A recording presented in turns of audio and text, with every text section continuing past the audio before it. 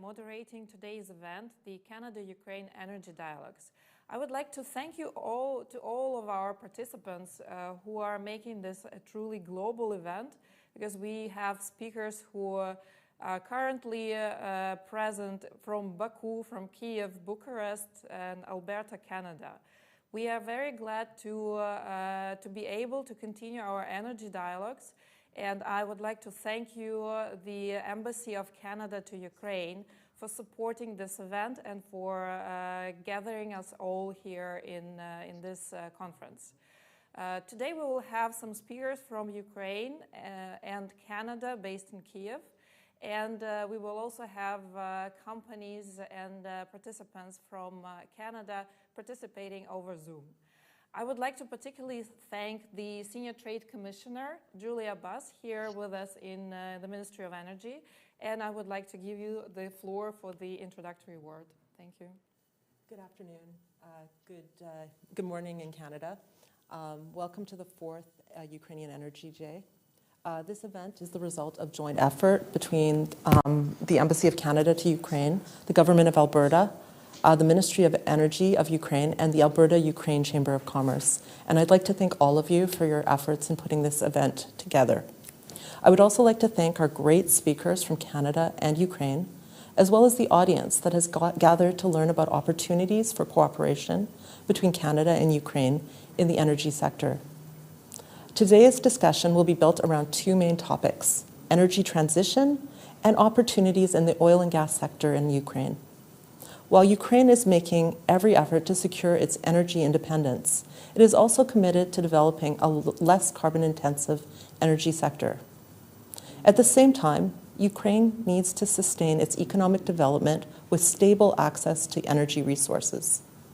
This transformation will require significant effort to develop new policies, regulations, and operational and market practices for new technologies.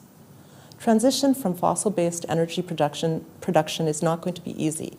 All countries, including Ukraine and Canada, will need a transition period during which they will determine their individual balanced energy mixes. Many experts predict that gas is going to play a key role in the energy transition process and is even called a transition fuel. Our second panel is therefore focused on the specific opportunities in the Ukrainian oil and gas sector. We expect that a lot of questions will be raised during the event, and we welcome a really productive and good discussion. We also look forward to seeing even more cooperation between Canada and Ukraine in the energy sector. Thank you. Thank you very much, Julia. And now we would like to continue to our first discussion, which would be focused on more government-related actions to support the energy transition. It is true that energy transition is a global challenge to every country which has made its intentions public on dropping the fossil fuels and switching to green renewable energy. We also understand that transitioning to clean energy also requires to have consideration about energy security. And this is something which we now see happening in Europe. This winter has been a huge test to the determination of the European Union and Ukraine as part of the European continent as to switching to the renewables and clean fuels, but also fighting the drawbacks and disadvantages and challenges which we face in this transitional stage. I would like to invite the Deputy Minister Yaroslav Demchenkov to comment on Ukraine's challenges and the opportunities that our sector has on the road of decarbonization energy transition. Please, Yaroslav, the floor is yours. Thank you. Thank you very much for having me today, and thank you very much for this event. Greetings from Baku. Unfortunately, I'm use my phone, and I'm not believe in this internet because of unreliable connection. I will not use my camera. You know that not long ago we celebrated 30 years of establishing diplomatic relationships between Ukraine and Canada, which was one of the first countries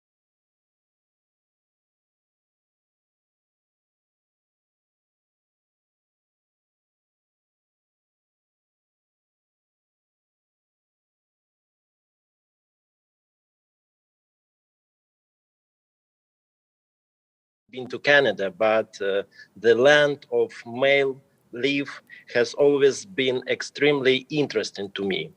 My curiosity about Canada came from my father, who used to work in oil industry, and I remember his stories about the Canadian oil and gas industry and the province of Alberta, North America's leading region for oil and gas production. I also remember Calgary and the first Winter Olympics in Canada. Those impressions were hands down unparalleled. My father have not been to Canada either, but he knows a lot about your country, and he even asked me about our cooperation with Canada in the energy sector. And hopefully after this meeting, after this event, we will have something to tell for our parents.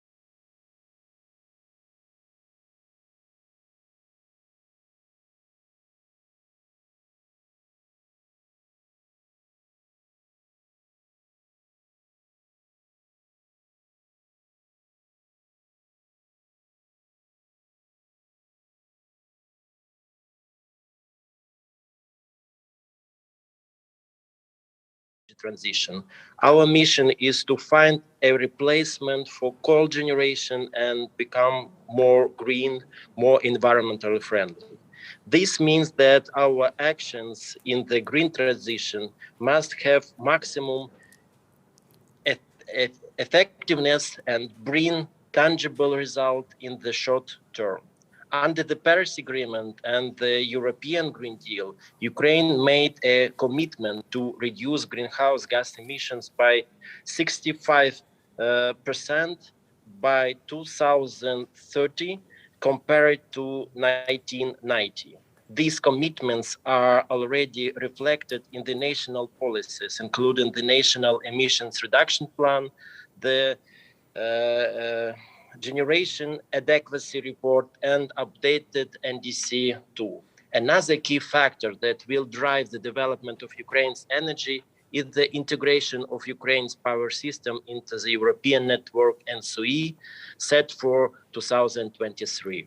We also need to change Ukraine's energy mix and increase the share of renewables by 25% by 2030. Making the energy mix more green is a priority task. To allow Ukrainian energy find a place in the new climatic realities and in the markets on the European Union. At the same time, it is necessary to understand that at this stage, it is impossible to do it only by using the solar and wind energy.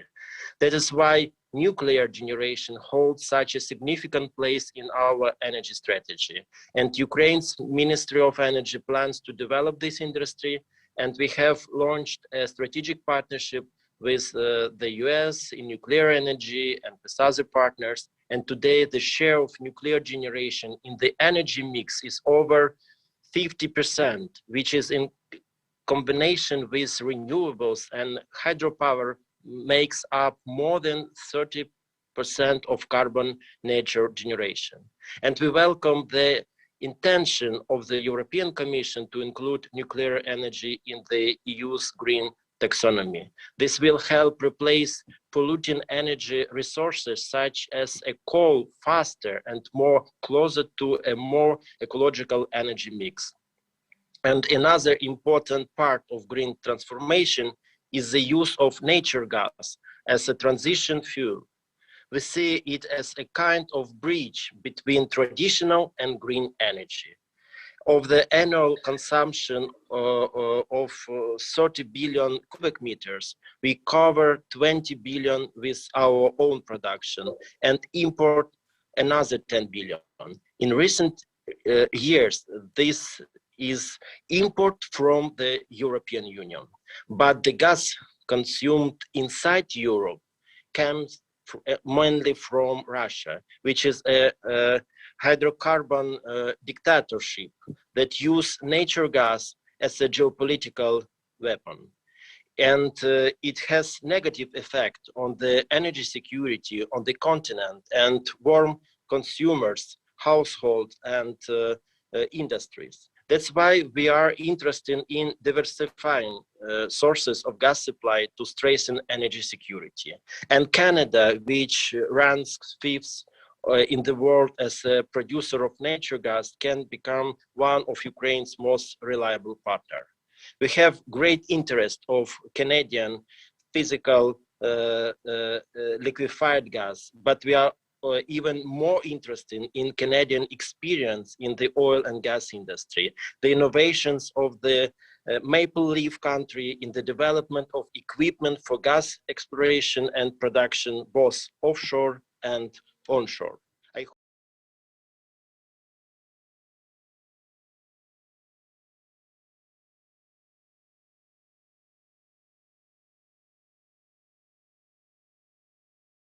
Is also the province with the most Canadians of Ukrainian origin.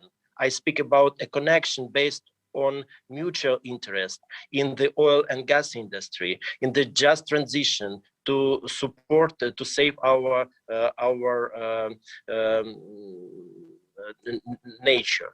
In the late 19th century, the first Ukrainians crossed the ocean to find a new home in Canada. And today it would come a full circle to see Canadian tankers, cutting edge technology, innovation, and companies to cross the ocean back and find a warm welcome in Ukraine. Support to Ukraine's decarbonization will help achieve global climate goal and create additional investment opportunities for Canadian companies. This will benefit the environment, the economy, and above all, this will be for the good of the people. And Ukraine is open to investment, business opportunities, and dialogue to create new example of cooperation in the field of green energy. And the Ministry of Energy of Ukraine is ready to help all interested Canadian companies and market actors to work with Ukraine and make history in the energy industry together. Thank you. Thank you very much, Yaroslav, for this insightful presentation. And we agree that Ukraine has a very interesting and exciting path towards decarbonization in front of us. I would like to remind our guests and visitors that you are welcome to make any comments or ask questions in the comments of this YouTube program, and we will take our time to read your comments and pose your questions in the Q&A session. I would like to give the floor to Ms. Lana Zerkal, who is the advisor to the Minister of Energy here in Ukraine, and to ask her to comment on the geopolitical aspect of decarbonization and which challenges and opportunities you believe Ukraine faces on this path, and how the cooperation with our Western partners can help us progress towards the carbon neutral energy. Thank you very much. Thank you, Alena. I really appreciate this possibility to participate in such kind of event second time. And I want to express my gratitude to Canada for the support. We really feel from your side, and we very cherish this support, especially in these difficult times. You know that Ukraine is a kind of geopolitical victim now, because we experienced all this aggressive behavior of Russian President Putin. And I do believe that we will be even stronger afterwards, because he not only managed to unite Ukrainians, but he also managed this time to unite Europeans. And this is incredible, because we really now feel that Europe is more united despite all his attempts to destroy this unity, and despite all his attempts to make sure that Europe's dependence on gas supply is even more vulnerable now than it used to be. We as a country know exactly how the gas can be used as a weapon. And despite all the rhetorics from Germany that Russia always used to be a reliable partner, this year and this particular winter shows us that this can be a matter of past, but in future, Europe should also pay more attention to the diversification of supplies, and we as a country need to think more about the increase of domestic production and switch to the low carbon sources of energy. And that only can give us more independence and more reliable sources of energy for future. In this respect, we pay a lot of attention to all our efforts for the harmonization of our market rules with Europeans and continue our efforts in order to align with European grid system, and that is our main priority for this year. We do believe that it's the only possible way how to phase out coal power generation is to have access to the European energy market and to ensure that we are synchronized with this market in order to create more business opportunity for Ukrainian companies and also for other companies, because we do need a lot of technologies and a lot of investments in these spheres. We understand that this is the only possible way how we can be in line with our commitments according to the Paris Agreement, and also how we can ensure our independence from Russia and to be more secure in sense of energy and not only.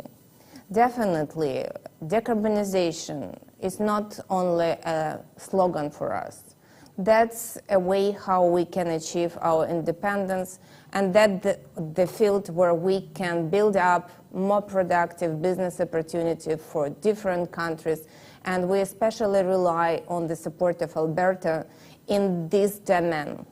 As for the production, I think that that will be a topic of the next session, and I hope that Alexander will cover all these particular issues in details, because we still continue to hope to increase our domestic production on at least the level we had during the Soviet Union times, or to be as much productive as it possible in the current circumstances. Your experience in this field is also very much appreciated. We hope that Canadian companies can join us here in all our endeavors and help us to achieve our goals. Despite all these difficult times and despite this stability, we continue to develop the country, and we continue to have our aspiration towards the European Union, and hope that one day we will be in this big European family which is called European Union. Thank you. Thank you very much, Lana, for the very interesting view on the geopolitical aspects of decarbonization and Ukraine's current standing. I'm happy to give the floor to our big friend Vitaly Milentiev to hear the views from the other side of the Atlantic and to know more about how decarbonization is progressing in Canada, how you deal with the challenges of switching to a clean fuel and balancing the system in the same time, what are the transitional fuels as a priority for Canada, and how you see the cooperation between our countries can help both Ukraine and Canada progress in this energy transition. Thank you very much, Vitaly. Over to you. Thank you so much, Olena. Good to see everyone. Good to see you. It's a pleasure to be on such a distinguished panel and lead the Canadian side of the presentations. Alberta Ukraine Chamber of Commerce has been engaged for years in helping advance bilateral trade and investment in the energy sector and in many other sectors. The topic of energy transition is very acute, as we heard from the speakers on the Ukrainian side, for Ukraine, both from the European directives, decarbonization of the economy, global climate objectives, and the energy independence. Alberta and Canada in many ways is facing some of these challenges as well, in particular the decarbonization of the economy, switching to cleaner sources of energy. And to that extent, there's a lot to be shared. Today, we're going to hear from several speakers representing the government, industry organizations, as well as the business. And I would like to start with introducing the Honorable Member of Legislative Assembly of Alberta, Ms. Jackie Armstrong-Humaniuk. She is not only representing the largest Ukrainian settled area of Alberta, but she's very shrewd on the energy questions. She's also chair of the Alberta-Ukraine Advisory Council on Alberta-Ukraine relations. With that, Jackie, I know you have a message from the Premier, and possibly you could share a few thoughts on the views on the energy transition by the government of Alberta. Jackie, over to you. Thank you, Vitaly. Good morning. I'm proud to be the MLA for, that's a member of the Legislative Assembly for Fort Saskatchewan-Vegreville, which is the largest Ukrainian settlement in Alberta. Before we start, I do want to read the message that I have to you, for all of you from the Premier. And were you able to pull it up on the screen, Vitaly? Okay, the organizer should have a copy. If the copy is available, great. If not, I can share one. I can just go ahead if you like. Please, yeah. Okay, so this is from the Premier of Alberta, Premier Jason Kenney. On behalf of the government of Alberta, it is my pleasure to welcome everyone attending Ukraine-Canada Energy Dialogues presented by the Embassy of Canada to Ukraine. As energy producers during a time of global energy transition, our countries share a mutual challenge. We must find the best path forward to energy independence while supporting economic growth. I'm pleased to have a forum in which we can explore policy, regulatory, operational, and market levers to make the energy transition sustainable for our jurisdictions and welcome the real threat of energy poverty across the globe. The meeting is also a welcome opportunity to foster further energy trade, investment, and cooperation between Canada and Ukraine.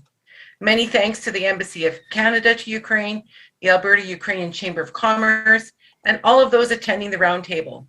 Your discussions will be critical to finding solutions needed in Canada, in Ukraine, and around the world. Best wishes for a productive meeting. Honorable Jason Kenney, Premier of Alberta. So I just want to give a little description of my writing here, but me first. I'm a descendant of one of the first Ukrainian settlers to Canada, Ivan Pilopo. And this is through my Baba, Annie Pilopo, who married Mike Cooley. My constituency is located in the Alberta heartland, which is just out of the city of Edmonton of Alberta. There's chemical processing, nickel and cobalt processing, natural gas processing, plastic pellet production, blue and green hydrogen. And this is a very unique addition to my constituency. Actually, it's kitchen waste mixed with manure, actually, to create methane gas to use to heat 1,500 homes in Alberta's cold weather. This is a pilot project.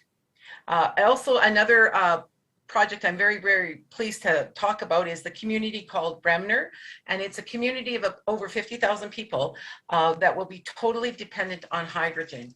Hydrogen is Alberta's new future here. Alberta's government is dedicated to supporting the energy sector that has been so integral to the people and economies of Alberta and Canada. We know oil and gas are going to continue to be vital of the future of the energy sector right here at home and around the world. And the future is promising. New emerging opportunities are diversifying the sector, and industry entrants are driving innovation in exciting directions. And on the natural gas level, in 2020, we released our natural gas vision and strategy, which set out the areas where we see the most opportunity for growth in the sector. hydrogen, LNG, petrochemicals, plastics recycling, and industrial demand were the 5 drivers we identified for long-term growth. Since we launched the vision and strategy, we have seen significant movement in many of these areas. Most importantly, much of this activity has been led by the private sector, showing that these growth opportunities aren't just government aspirations, but fundamental market forces that will contribute positively to Alberta's economic future and the global energy sector. Hydrogen, petrochemical. Alberta has all the natural advantages needed to excel in the hydrogen and petrochemical sectors, and Alberta's industrial heartland has already seen several $billions in investment announcements in both sectors. The region has over $45 billion in existing capital investment and more than 40 companies providing fuels, fertilizer, power, petrochemicals, and more to provincial and global customers. While existing carbon capture, utilization, and storage capabilities, the world's largest CO2 pipelines, technology, advanced infrastructure, groundbreaking innovation, best-in-class resource development, and a highly skilled workforce, the industrial heartland is excellently positioned to continue to be a centralized location for further petrochemical production and can support the quick expansion of hydrogen production. But those natural advantages will only take our province so far. The Minister of Energy and the Associate Minister of Natural Gas and Electricity are looking closely at the best way to support the development of a hydrogen community and economy and expand petrochemicals in the province. This includes the creation of the Alberta Petrochemical Incentive Program, or APIP, which offers financial incentives for companies to invest here. In November of 2021, Alberta's government launched Alberta's Hydrogen Roadmap, an actionable plan to advance Alberta's hydrogen economy through 5 target markets. In April of 2021, Canada's first hydrogen hub, the Edmonton Regional Hydrogen Hub, was launched by the Alberta Industrial Heartland Hydrogen Task Force. The task force is a partnership between municipal, provincial, and federal governments, local Indigenous communities, the Transition Accelerator, and industry to kickstart the hydrogen development in the region. In January 24th, 2022, Fortune Minerals announced the purchase of a former steel fabrication plant and plans to construct a new cobalt refinery in the industrial heartland, which will also have the potential to recycle metals from post-consumer batteries. Fortune Minerals' new facility will add to Alberta's mining capacity and will bring exciting economic opportunities to the province. In November 9th, 2021, Shell Canada and its partner Silicon Ranch announced plans to build a 58-megawatt solar farm adjacent to Shell's Scotford refinery and chemicals park in the industrial heartland. In October of 2021, Dow Chemical announced plans to build the world's first net zero carbon emissions integrated ethylene cracker and derivative site in Alberta's industrial heartland. This is likely to be the largest single private sector investment in Alberta in the last decade. In September 2021, Shell Canada and Mitsubishi announced plans to collaborate on a low carbon hydrogen facility near the Shell Energy and Chemicals Park, Scotford, in Alberta's industrial heartland, eyeing export to Asia. August 2021, Petronas and H2 announced plans to explore commercial production of ammonia in Alberta's industrial heartland with the $1.6 billion investment exploring export to Asia.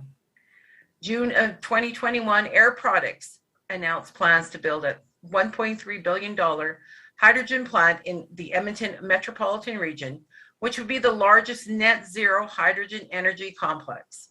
May of 2021, Suncor and ATCO announced a multi-billion-dollar project to produce more than 300 tons of hydrogen per year in Alberta's industrial heartland. So as you can tell, Alberta's industrial heartland is very, very busy, and the employment in this area is going to grow exponentially. And I'm really proud to be the MLA for Fort Saskatchewan-Vegreville, and thank you very much for inviting me today. Thank you, Jackie. Thank you for sharing Alberta, government of Alberta initiatives and the ways that the energy sector is being supported. It's exciting to hear about these large investments. Interesting to see that also the more traditional hydrocarbon companies are basically plugging in full speed into the energy transition file.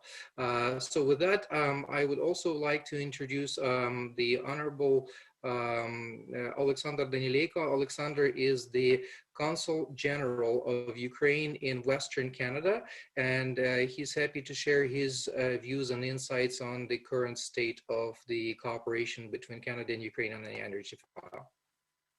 Alexander? Yeah, thank you, Vitaly. Good morning from sunny and warm Alberta to Ukraine. We have just about 19-20 minus, so it's quite warm for Alberta, and I'm very glad to be a part of this great discussion. And thank you very much. First of all, I would like to thank organizers for inviting me to this event. And I would say that the energy is the core issue of the national security of any country. And reliable long-term sources of energy resources, secured ways of their transportation, efficient development of domestic mining and exploration are the key elements that every country has to effectively secure. All said is very true for Ukraine, especially in this critical for our country time. Unfortunately, Ukraine has its neighbor, Russia, which has not only occupied Crimea, conduct military intervention in eastern part of Ukraine, threaten the whole world with the possible new invasion, but also does everything possible to cut off our energy supplies, to deplete our economy, to destabilize and destroy our country, let's say. Ukraine lost up to 80% of its oil and gas deposits and in the Black Sea because of Russia's occupation of Crimea. Russia blocks energy supplies from our partners in Central Asia. It pushes multi-billion politically motivated gas project just to threaten us with the stopping gas transit via Ukrainian gas transportation system and blackmailing Europe thus. That's why energy matters are critically important for us today. Fortunately, we have good international partners and friends who support us. Canada is one of them. We thank Canada for their recent decision to allocate additional $120 million to support Ukrainian economy. And we are very much hope that this support will continue and expand. Canada has a lot to propose in supporting our energy sector. Working here in Alberta, actually the Canada's energy heart, we see a lot of opportunities for the further cooperation between Ukraine and Canada in energy sphere. Efficient equipment, latest technologies, investments. That's what the Canada can provide for Ukrainian exploration and energy sector. Joint projects of exploration and extraction of energy resources in Ukraine is also perspective direction of cooperation. That's why I very much hope that this dialogue will become a good platform for discussing the prospective directions of our cooperation in energy sphere. I don't consider myself an energy expert, so I won't speak too long and better give more room for the professional discussion. What I want to say that we are here to assist. I mean, Consulate General of Ukraine as a diplomatic mission here in Canada, in Alberta. We are ready to provide any support needed for Ukrainian and Canadian companies in establishing bilateral contacts and developing mutually beneficial cooperation. Consulate General of Ukraine in Edmonton works very closely with the Alberta Ukraine Chamber of Commerce in all spheres of our bilateral economic cooperation and in energy sphere in particular. In pre-COVID time, it sounds ridiculous, but anyway, in pre-COVID time, in particular in 2019, we fruitfully cooperated with the Alberta Ukraine Chamber of Commerce, our Ukrainian partners, in organizing the Ukrainian Day on the biggest in North America global petroleum show here in Alberta, in Calgary. It was a very successful event. About 40, 50 Canadian companies attend Ukrainian Day, and our Ukrainian participants had great opportunity to present our possibilities and perspectives in energy field and to establish new contacts with Canadian friends. For the last 2 years, the show was cancelled, but we are ready to provide any needed assistance to Ukrainian delegation officials if they decide to participate in the already announced the Global Energy. It's called now like Global Energy Show, which is already announced for 2020. I believe that it will be a great opportunity for Ukrainian companies, for Ukrainian institutions to present our possibilities for cooperation and to attract Canadian companies, technologies, investments to the Ukrainian energy sector. We also discussed with the Ukrainian Alberta Ukraine Chamber of Commerce possibility of organizing such kind of regular roundtables for Canadian companies interested in doing business with Ukraine and provide them with the latest and the most important objective information on Ukraine, its economy, prospective fields of cooperation, etc. So I hope we will be doing it on the regular basis. Again, we are here to help, so don't hesitate to contact us if you need and if you think we can be of any kind of assistance for establishing and developing cooperation between Ukraine and Canada in the energy sphere. We believe that this is a great opportunity for Ukrainian and Canadian companies to find new partners to establish fruitful and mutually beneficial cooperation to implement our domestic energy sector, the latest technologies, experience which Canada can offer for Ukraine. I wish every success in this dialogue and your business, and thank you very much for your attention. Дякую, Alexander. Thank you very much.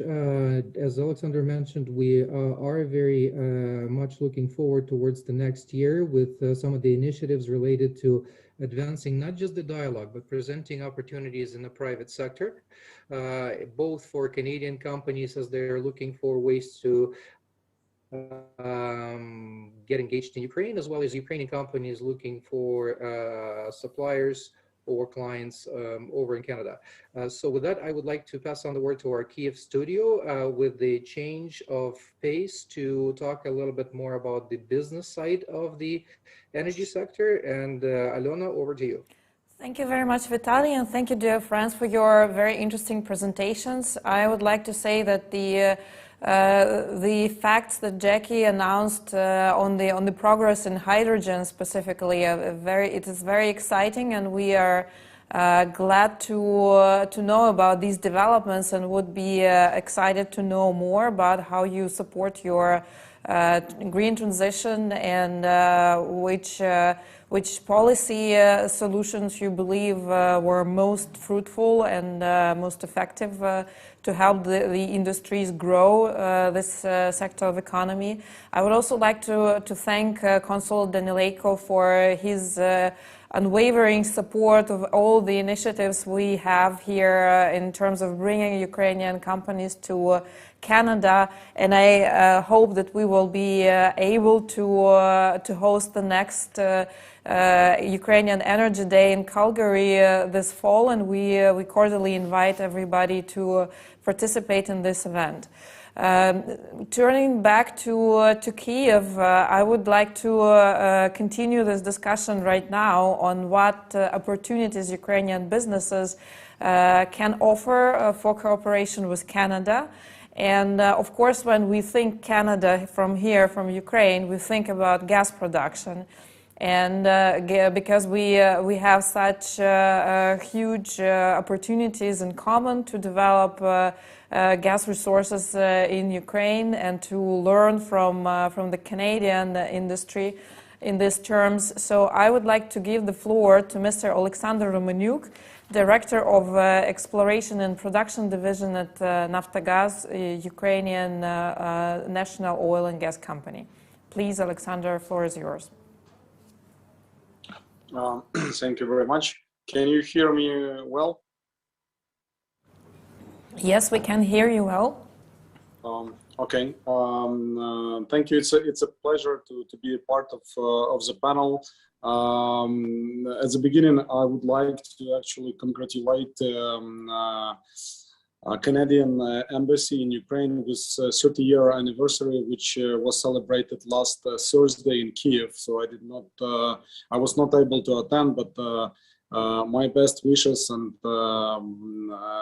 I'm sure this is the first 30 years of many 30 years of relations between Ukraine and Canada. I don't know how. Yeah. Two slides which will actually add a little bit of structure to what I will be shortly presenting. Can we have a next slide, please? So I'm representing a state group called Naftogaz of Ukraine.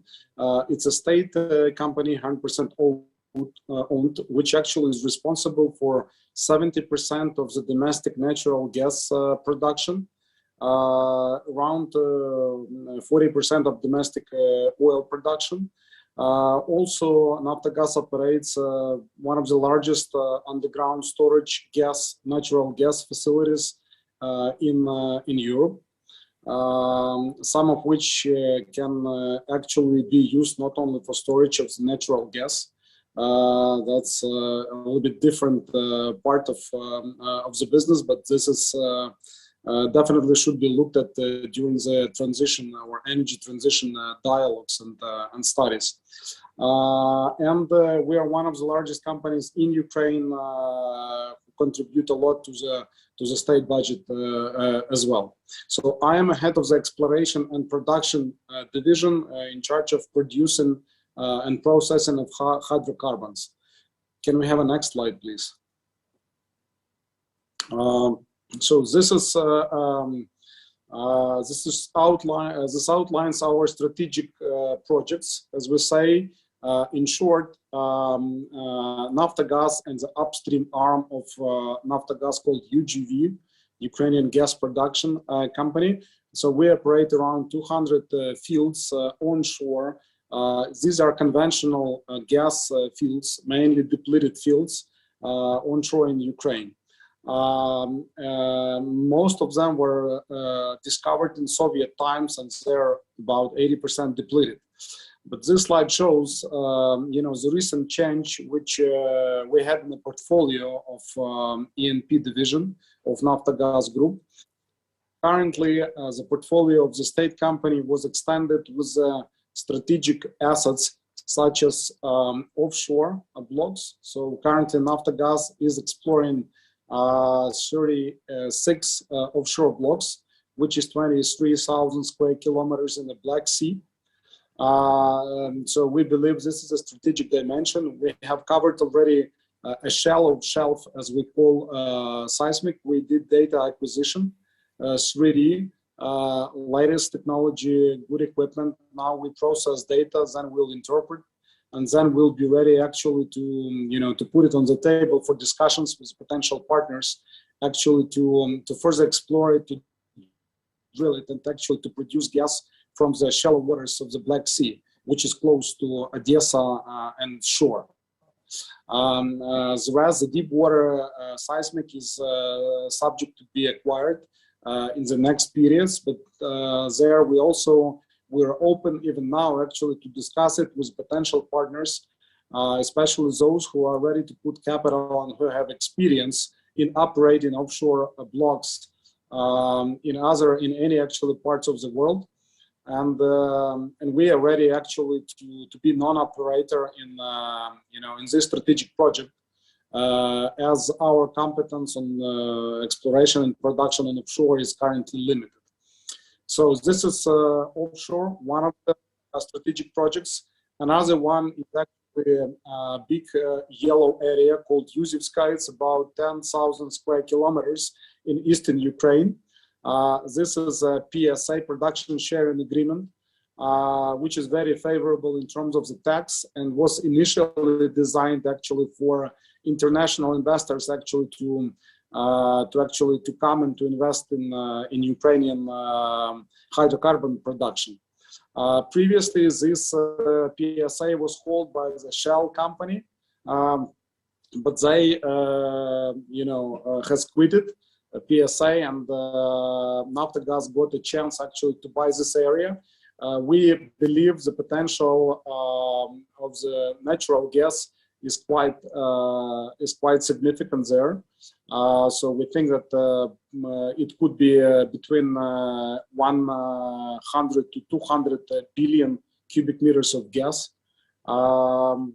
So if this metrics is clear to the audience. So here we are also doing exploration works. The potential is works. The potential is both on conventional gas and in unconventional tight sense, in which Canadian producers, onshore producers, are very experienced. Because we know that a lot of gas is produced from tight sands in Alberta. So the last strategic dimension is actually the Western Ukraine and some other blocks in Dnipro-Donetsk basin. So currently, can we have a next slide? So I will show like the total picture of opportunities which we have. Next slide, please. So here, actually on one slide, we summarized, all opportunities which we are ready to discuss with our potential partners in all dimensions throughout the portfolio of Naftogaz Group.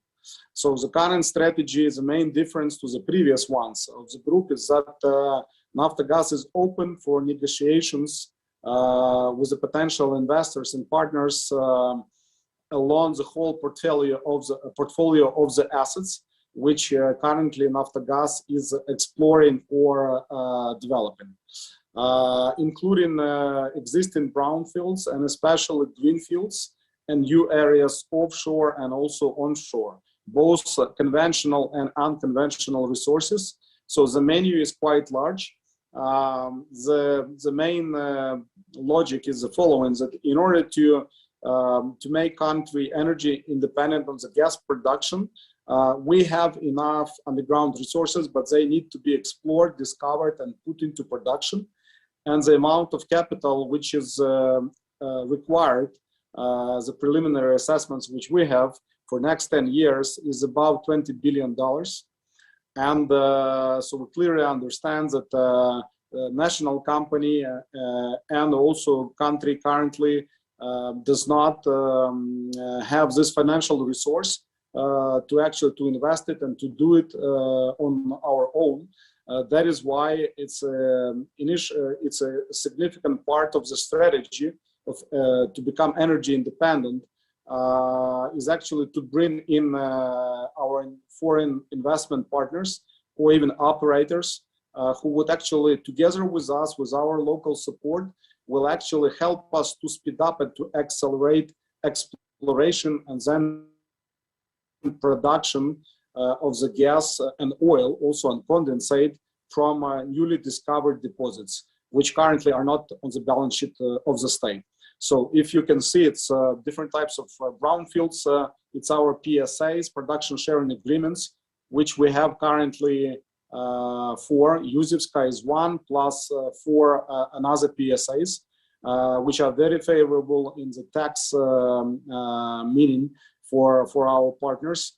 Also deep horizons and deep drilling, and Carpathian region, which borders with our European partners, with Poland, with Romania, with Hungary, with Slovakia. So the level of exploration, geological exploration there in Carpathian Mountains are quite low compared to our neighbors. And the potential is definitely there. Because this is alma mater of our actually world hydrocarbon production, Western Ukraine, because last year, we actually celebrated a 100-year anniversary of industrial production of gas, which was produced, collected, and transported and used for lighting of the streets, for example, in the neighbor cities. That is why, so we are ready to talk We also were going to participate in Global Petroleum Show last year. Unfortunately, it was postponed because of the situation with the COVID. So we understand it, and we hope, as our colleagues from the Ministry of Energy said, we hope this year it will happen. This epidemiological situation will be normal, and we'll be happy actually to come and to meet Canadian companies,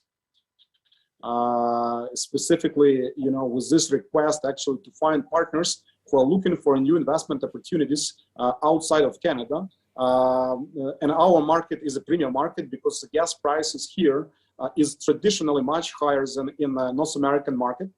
Also because the market is undersupplied with the gas, and because of the abusement of the market from Russian producers in terms of the prices, I mean. And we are ready, and we will be ready actually to continue dialogues and actually to bring partners to Ukraine and to to make our country more energy independent and richer together with hopefully with the Canadian companies. So in short, that's it. That's all what I wanted to communicate. Thank you very much for opportunity to talk. Thank you very much, Alexander, for this very detailed presentation. I can only confirm that Naftogaz is the company which has the most diverse menu on cooperation opportunities in gas sector in Ukraine, and this is the company which has been given the most promising large-scale new fields in Ukraine, including the vast offshore development opportunities. And if you're looking for an entry point to the development of gas production in Ukraine, probably this is the most logical place to turn into in the first place. I would like to pass the floor to a colleague of ours, Ms. Tatiana Temnyuk, advisor to the Director General of Ukrainian Geological Service, to discuss what opportunities Ukraine has to present in the future production in the areas and fields which have not been granted yet, and what opportunities and prospective projects we have to offer, and which cooperation opportunities there are for between Ukraine and Canada. Please, Tatiana, the floor is yours. Alona, thank you very much. Hello to everyone. I'm very glad to be here tonight, today with you. And I would like to say that this topic is very important today, and Ukrainian Geological Survey, which is the main authority in Ukraine which issues all types of licenses in mineral resources, including hydrocarbons. This authority today makes a lot of efforts to increase the energy security of the country. And I would like to give you a brief update of current proposals which Ukraine has. And if you don't mind, I will show a presentation which will help to visualize a bit.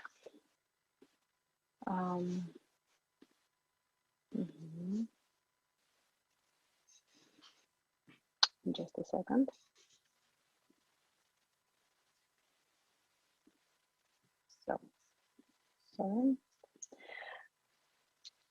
So,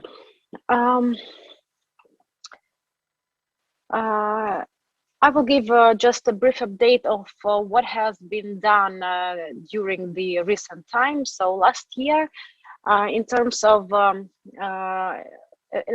licenses, Ukrainian Geological Survey has sold six licenses via electronic auctions. You know that Ukraine has signed 11 PSAs already.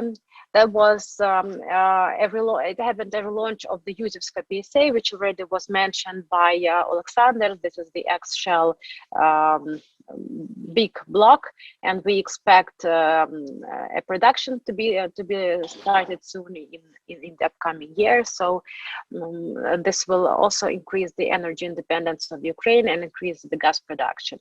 That was a big unlock of the offshore potential of the Black Sea, which has been already also mentioned by Alexander. But still, we have some new opportunities to propose to our investors, and especially from those from Canada. We welcome very much investors from Canada.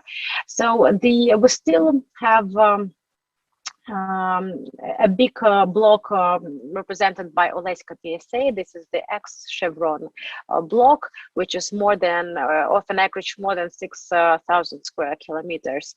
All the information is available on our presentations, which is again available online on our website. If you need, you can also contact me. I will give all the necessary information. This is a great opportunity for those who is interested in really big acreage and big potential of such kind of hydrocarbons, and this is an easier way to, let's say, farm into existing projects, since there is no PSA procedure, since it already happened. And the license will be available till 2063, which is also a very big advantage.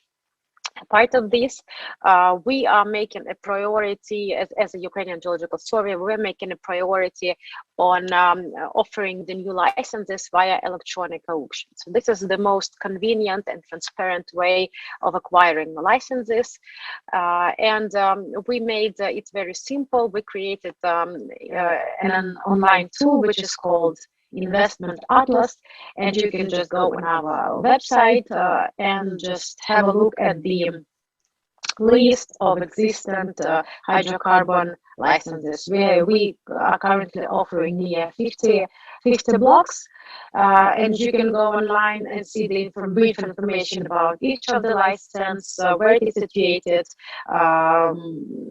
some information about the geological data available, and other important information on each of them. So basically, it looks like this. You can see brief information. You can go online, just click on it, and you will see all available information. What I also wanted to mention for those investors or prospective investors who doesn't know Ukrainian opportunities in this sphere very well.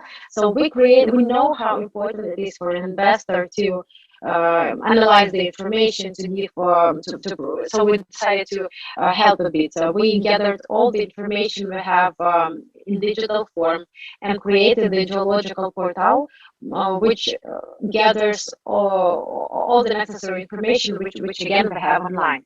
So we have it on website called Nadra.gov.ua. You can go there and just have a look on a big interactive map, like all the available information, including licenses, fields, oil and gas wells, and other wells as well. We also put online 18,000 seismic lines, which is put on map. You can see information about the production, administrative division, gas transmission system, and a lot of other information about resource and protocols from our National Commission on Resource, etc. So there is really a very big amount of information, which made it so much easier for an investor to work with it and to make a decision. Well, we also created sort of a virtual data room. We scan the geological reports. So, of course, there are a lot of them, but we have already made online 15,000 items of the geological reports, and of course they are in Ukrainian and Russian in the language of the original reports. But well, if you have a person who understands Ukrainian, or a geologist actually who understands Ukrainian and Russian, then it would be much easier to work with the reports, and you don't have to go to the archive and work with them there. You just can work it from your computer. This is for free and available for everyone. Well, basically, this is like the main information about proposals in hydrocarbons sphere. Should you be interested in the procedure of getting a license, I can also cover it, but I assume that it's not really necessary right now. Another important thing which I wanted to mention, that a part of the hydrocarbon licenses, Ukrainian Geological Survey is working very actively on providing licenses in all kinds of mineral resources, including those which participate in, let's say, low carbon future, I would say. So Ukraine has signed a memorandum of understanding this summer, well, last summer actually, with the European Union on strategic partnership in terms of critical raw materials, which means we have this cooperation to increase production of other minerals, a part of the hydrocarbons, which participate in lowering carbon emissions. These minerals participate in innovative technologies, in renewable energy, etc. So Canada actually has the same memorandum with the European Union. So we kind of have very similar types of cooperation. And we can also, well, everyone can also see the list of such minerals in our website. We have 30 proposals in critical raw materials. Information is available in English and description of these blogs as well. So we just wanted to draw attention of our Canadian partners who maybe are interested in these minerals as well. Well, basically that's it. This is brief information. Should you have any other questions, I will be very glad to answer them. Thank you very much, Tatiana. And I would like to praise the State Ecological Geological Survey for the efforts in improving transparency and digitalizing all the data, because we all know that transparency is the building block for trust, and trust is necessary to bring investments into any country. So we will definitely share this information and the website address once again when we send a follow-up to all the participants of this conference, and we welcome your communications with the survey if you need additional information on how to invest in Ukraine. We are now turning the floor again, and we are inviting Vitaly to connect us to some of the business leaders in Alberta, and we hope to continue our discussion with the views from the other side. And welcome, Vitaly. The floor is yours. Thank you, Alena. Thank you so much. It's been interesting and insightful so far. We do have a few speakers on the Canadian side lined up, 3 in particular.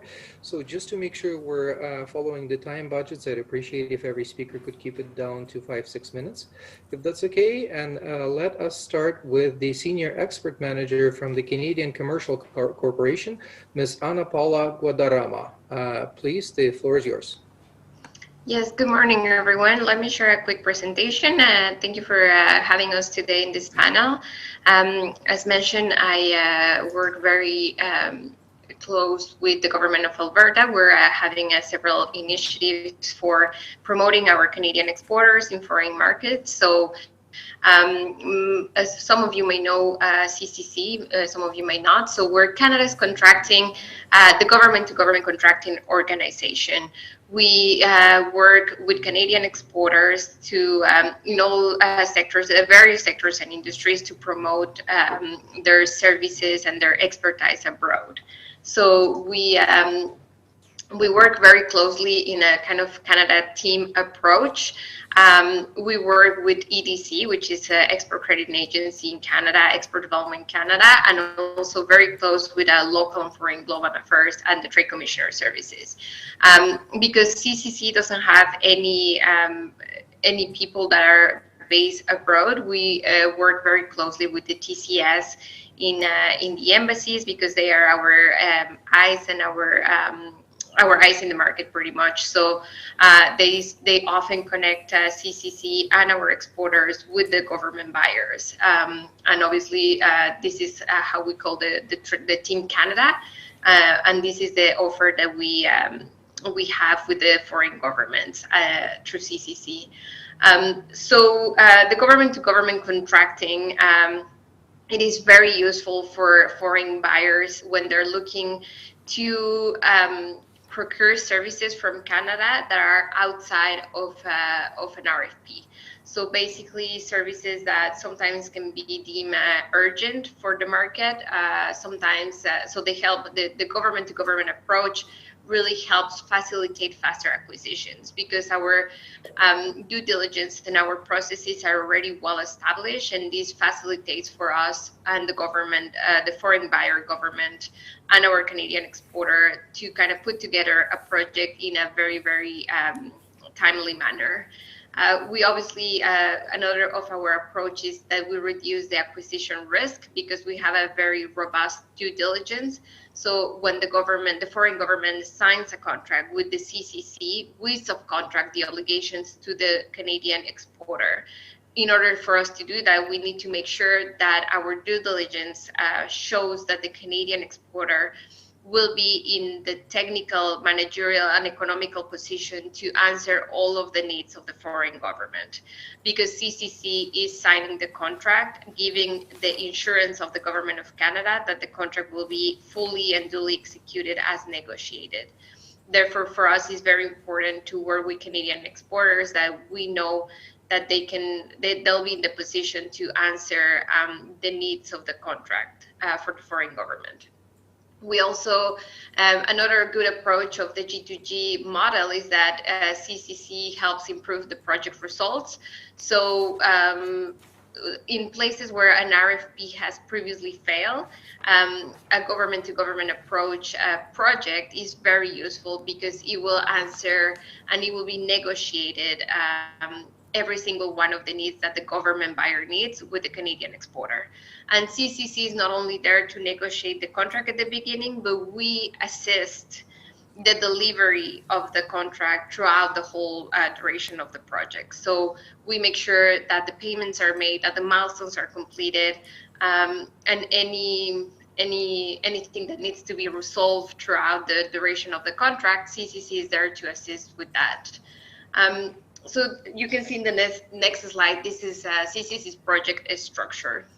CCC does not provide foreign governments financing, but we assist in sourcing commercial financing with foreign governments. So we usually work with either Canadian ECA, which is EDC, or other ECAs, and several financial institutions across the globe to source the financing. And on the other side, our contracting process, we at CCC have the power to sign the contract with the foreign government, and the foreign government can be at any level. So we work with the municipal level, the federal level, and also with agencies owned by the government. So it doesn't only have to be federal projects, but it can be at several government levels. After we sign the contract, we sign a mirror contract with our Canadian exporters. So all of the technical, everything that we sign, it's passed on to our Canadian exporters because they will be the ones bringing in the expertise, obviously, and executing the contract. Then the Canadian exporter has to deal with certain limits depending on the financing, having the local, international suppliers, and attaining the thresholds are imposed by sometimes the export credit agencies and the local government themselves. This is our project structure on its own. So I will just go very fast in the Clinton subsectors, but basically these sectors are the ones that we see a G2G promise, which are the renewable energies, energy storage, clean transportation, water and wastewater, soil remediation. We work in various sectors: aerospace, construction, clean tech, and ICT, defense, and we in fact have an MOU that was signed last summer for the defense sector, but we can share this presentation later. We have many projects international, from Dominican Republic, to many projects of infrastructure in Ghana, in Africa, in West Africa, to clean water in Barbados and some of the Caribbean islands. We have also a very important project for us, which was the construction of the new airport in Ecuador, which was awarded many awards throughout the world. So just very quick presentation on CCC. This is our team. So I work directly with many directors in the different sectors I already mentioned in CCC. And we have shared this presentation, so it can be shared with the participants if they have any questions. Thank you very much. Thank you, Anna. That was a lot of information on CCT, new information to me in particular. So hopefully the presentations could be shared right after the event with those who are looking for a copy, and organizers will take care of that. I would like to pass on the word to the CEO of the Canadian Energy Centre, Mr. Tom Olson. Tom, floor is yours. Mike.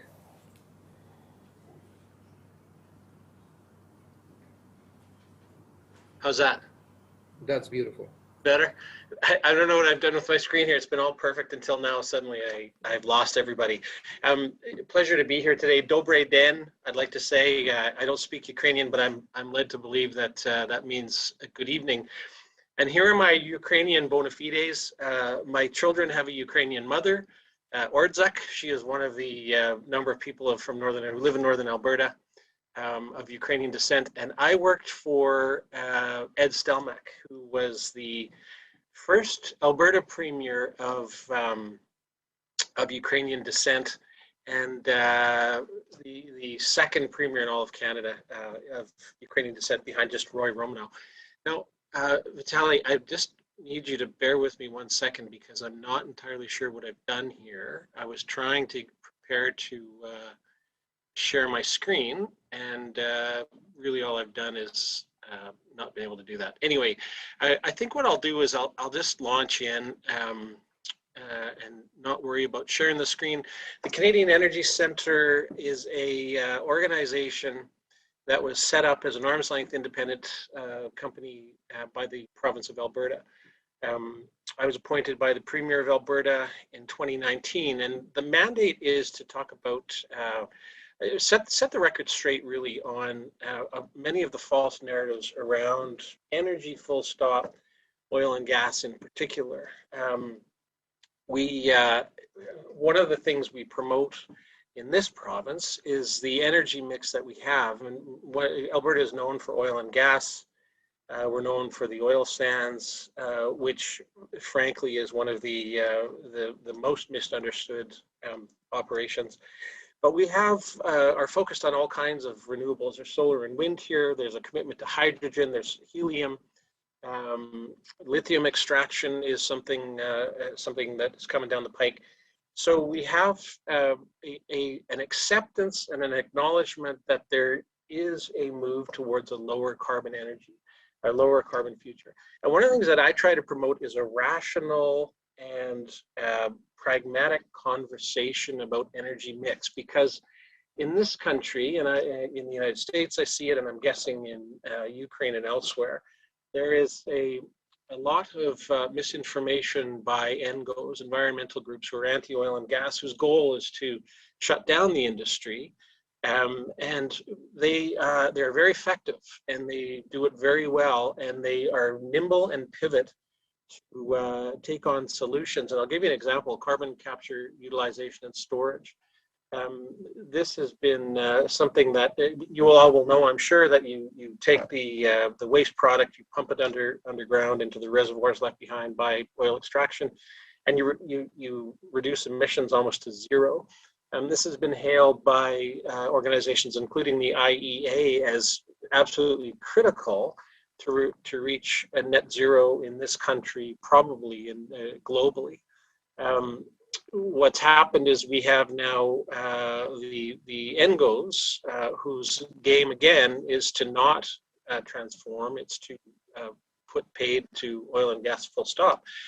I've now pivoted to carbon capture and storage and are building a narrative about how it's so negative. And part of what we do is to make sure that it's understood that carbon capture, utilization, and storage, in this case, is something that is valid and is functional and will work very effectively when it comes to reduction of emissions. Natural gas has been discussed a fair bit on the call, and it is one of our major themes here. We believe that if, we don't believe this to be true, we know that this is true, that if we are able to get Canadian natural gas to countries like India, jurisdictions like China, places where there's significant coal use continues, in fact there is expansion of coal use, that we can reduce the greenhouse gas emissions globally. And that is the entire effort that we are all engaged in. I mean, emissions is not a Canada problem, it's not a Ukraine problem, it's a global problem. And we all need to be able to participate globally. One of the issues we have, I'm nonpartisan, my organization, but one of the issues we have in this country is a national government that for the moment seems very determined to accelerate very quickly the demise of oil and gas. And it's interesting because this industry over the last 20 years has provided $500 billion to the rest of the country. This is a guaranteed, proven backbone of the Canadian economy. And so one of our efforts post-COVID is to demonstrate that all governments in this country, both provincial and federal, have opened up the taps on spending, and you need a revenue source. And so part of our, again, efforts here in the Canadian Energy Centre is to promote that dialogue, to help people to understand the industry itself, and very importantly, the work that it does to constantly reduce its environmental footprint. Here in Canada, the biggest spender on clean tech is the oil sands producers. The oil sands producers, the major ones, have come together and committed to net zero by 2050. There is a recognition that the transformation to lower carbon is real and that we have to move in that direction. And the oil sands has been so maligned nationally and internationally, and the ENGOs have been so effective that people start to believe that it's just sort of a blight on the life. It's a blight on the province. It's actually a very small part of northern Alberta. As a graphic illustration to show, oh my gosh, the world, look what they're doing, is increasingly being set aside for updated techniques. And also, I'll tell you, with oil sands, we had a story that we published yesterday that talks about, there's been over the last many years, a significant reduction in emissions intensity of greenhouse gas emissions, and oil sands producers on tap to actually reduce overall emissions over the next 5 years. I want to touch briefly on energy security. We don't have a neighbor. Sorry to interrupt. Maybe one more minute. 1 minute. We don't have a neighbor like Russia that we have to worry about. I'm sorry for your woes there. I can't imagine what that's like. But we do have the Americans next door, and one of the themes of our organization, again, is energy security in North America. And we recently did a campaign in Washington, D.C. and Times Square, New York, reminding the president that you don't need to appeal to Saudi Arabia and Russia for your energy needs. We're right next door. This is the same president, by the way, who canceled KXL, which is a very critical piece of pipeline infrastructure connecting the countries on his first day. So with that, I'm going to wrap up. I very much appreciate being here. Vitaly, thank you. And Jackie, MLA Jackie, thanks very much. Tom, thank you so much. I think it's the first introduction of Tom to the Ukrainian-Canadian cooperation in the energy sector. We're hoping for many more and looking forward to having you also at the Ukrainian Day at the Global Energy Show coming up this year. So thank you, Tom. I would like to pass on the word to Mr. Tony Marina. Tony has a bit of a history with Ukraine, but I'm sure he can talk about it. Today, he is speaking in the capacity of the president and CEO of Tenaz Energy. I hope I pronounced it right. So, Tony, over to you. Okay, Vitaly, thanks so much. Thanks for having me on this panel. I appreciate the remarks that we heard from Alexander, Tatiana, Anna, and Tom earlier, and I'm not going to go back over that ground. I'll only take a few minutes in this introductory portion to start out with, before I get to a summary of our company and what I think is the oil and gas potential of Ukraine. I just say at the outset to any of our investors in our company, Tenaz Energy, that might be listening, it's clear that a precondition of us considering investment in Ukraine is going to require a positive and durable diplomatic solution to the current Russian hostility. With the threat as it is today, that precondition of considering potential investment in Ukraine doesn't exist as of right now. And I'll elaborate on that a little bit more at the end of my introductory comments. Tenaz Energy is a publicly listed Canadian company based in Calgary. We have a good Canadian oil development project ongoing. We have cash, not debt, on our balance sheet, and a business model of global mergers and acquisitions. Our areas of interest are Europe, Middle East, North Africa, and South America. We have a strong interest in and expertise in ESG and using gas and oil as sustainable energy sources during the energy transition. Excuse me, shifting to oil and gas in Ukraine, there are three areas with good hydrocarbon history and or potential in the country.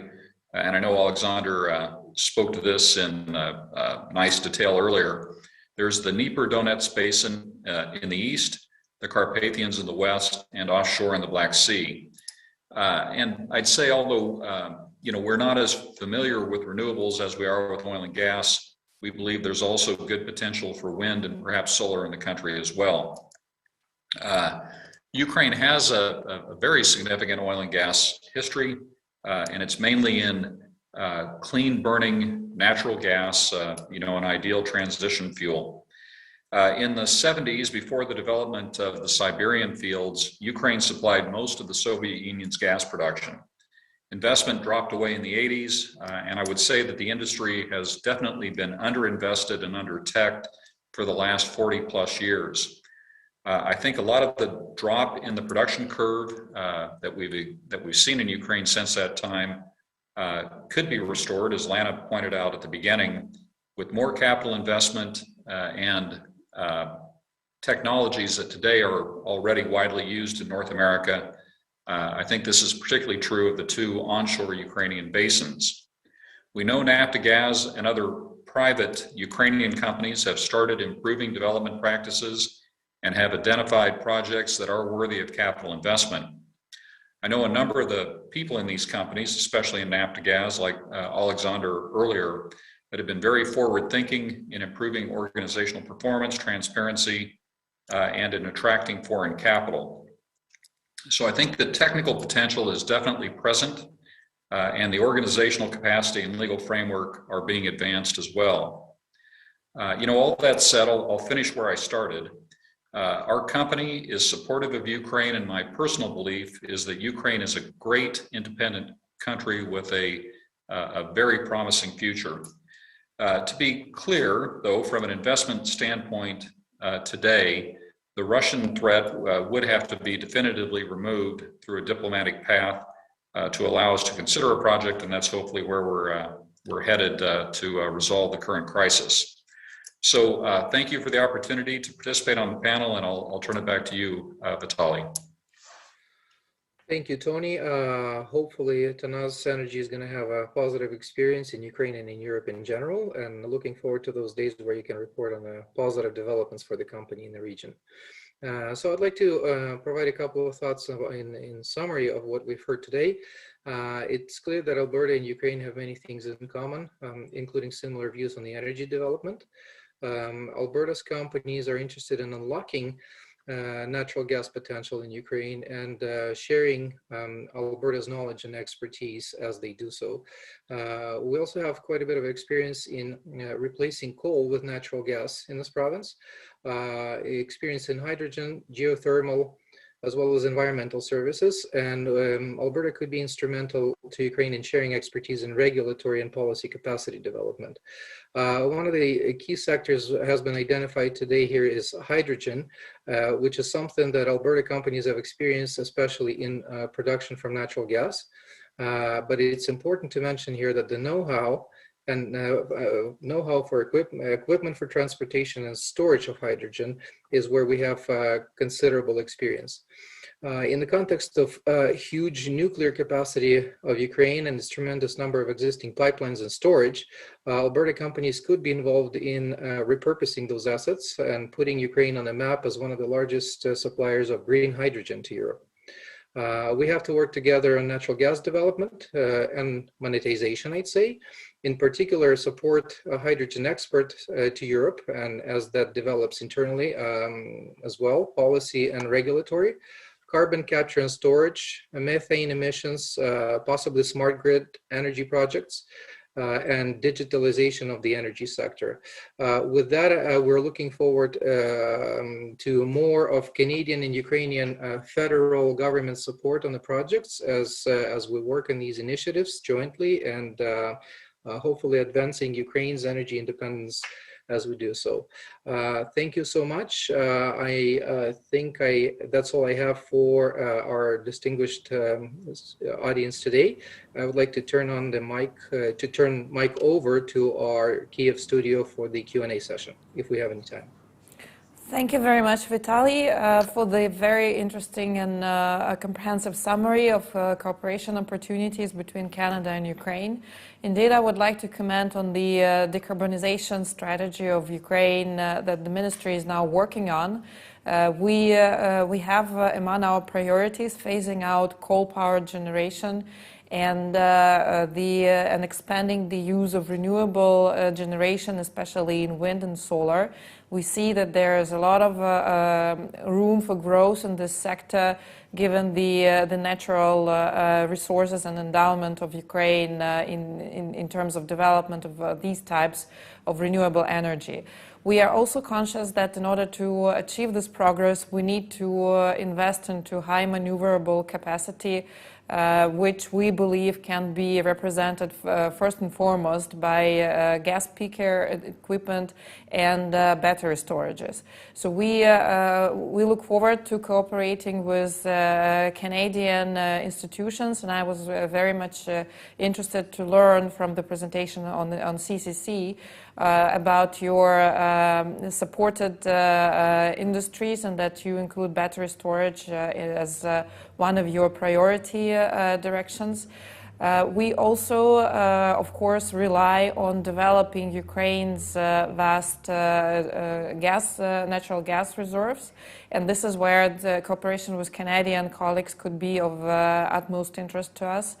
Hydrogen is something which is on very high priority, not only for Ukraine, but also for Europe in general.